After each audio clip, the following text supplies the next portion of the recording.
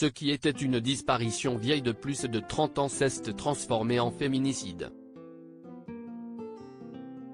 Un homme a reconnu avoir tué son ex-compagne et mère de ses 2 enfants en 1989, dans l'Orne à la Chapelle-sous-Ef.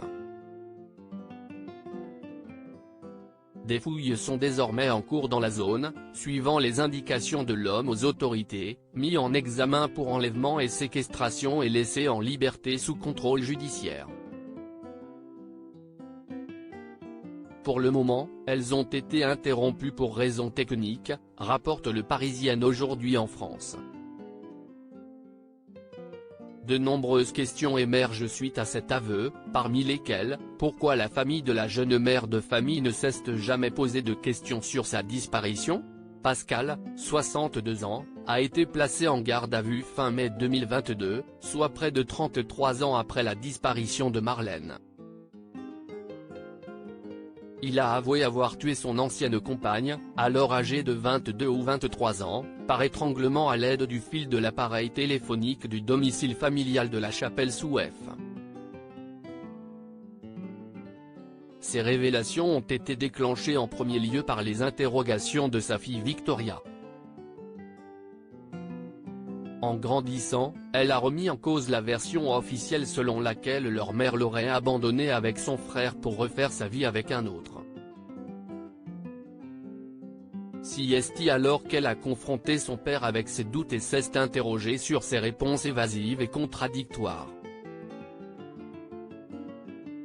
Mais qu'en est-il de la famille de Marlène Marquis à l'époque?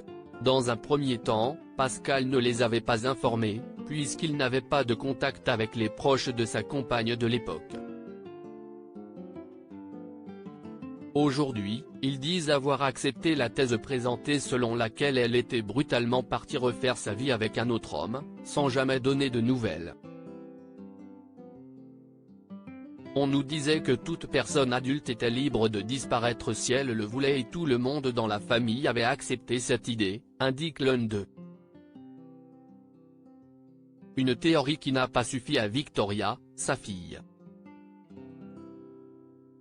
Elle a signalé alors la disparition de sa mère en 2021 et les gendarmes ont alors remarqué qu'il n'y avait plus aucune trace administrative ou autre de Marlène depuis plus de 30 ans, de quoi mettre en doute une disparition volontaire. Le 27 avril 2022, une information judiciaire est ouverte pour enlèvement et séquestration.